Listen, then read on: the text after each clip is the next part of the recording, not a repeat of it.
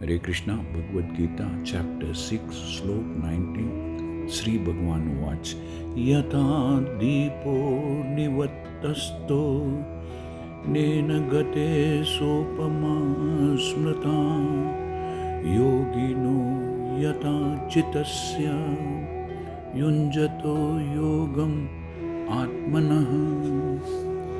श्री कृष्ण भगवान कहते हैं जिस प्रकार वायु रहित जहाँ पर हवा नहीं होती है ऐसे स्थान में दीपक दिया हिलता डुलता नहीं है, उसी प्रकार जिस योगी का मन वश में होता है वह आत्म तत्व के ध्यान में सदैव स्थिर रहता है। Lord Krishna explains as a lamp in a windless place does not flicker, likewise the transcendentalist whose mind is controlled remains always steady in the meditation on the transcendental self।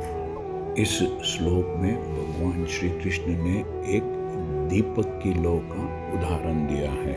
In this verse, Lord Shri Krishna gives an example of the flame of a lamp। हवा में लौ स्वाभाविक रूप से टिमटिमाती है और उसे नियंत्रण में रखना असंभव सा हो जाता है।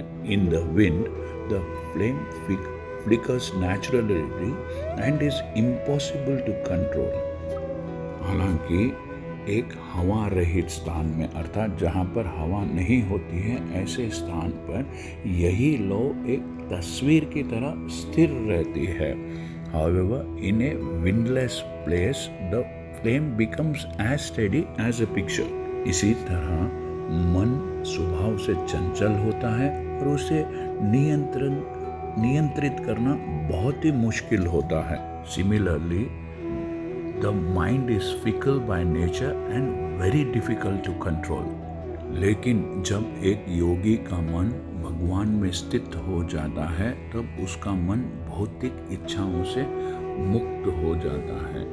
But when the mind of a yogi is situated in God, it becomes sheltered against the winds of desire।